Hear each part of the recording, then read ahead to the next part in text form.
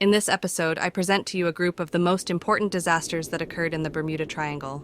First, the disappearance of the ship carrying Theodosia Burr Alston, daughter of former U.S. Vice President Aaron Burr, was within the coordinates of the Triangle.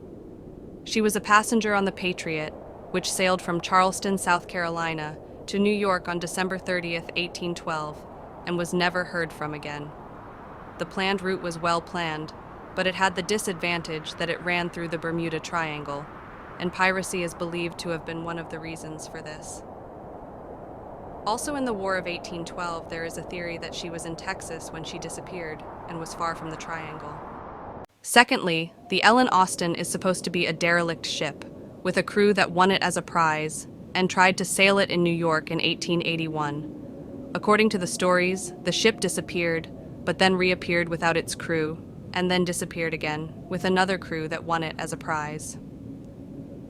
An investigation of the records of Lloyd's of London has established the existence of a ship called Meta, built in 1854, and renamed Meta to Ellen Austin.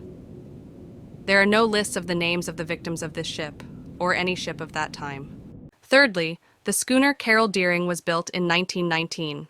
She set sail on March 20th, 1920, on a coal mission from Norfolk, Virginia, to Rio de Janeiro. In late August, the ship's captain fell ill and had to anchor at Port Louis, Delaware. Deering then appointed 66-year-old veteran Captain Wormel.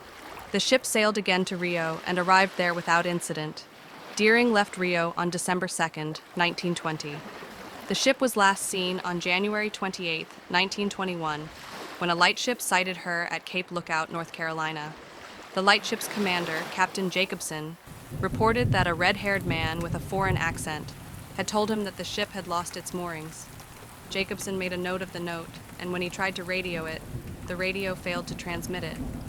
The crew was noticed in the forward area of the ship, which was not permitted. The ship disappeared. After a while, they found it abandoned on January 31st, 1921, in Diamond Shoals, near Cape Hatteras, North Carolina, which became famous for its many shipwrecks. They found food prepared for the next day on the ship.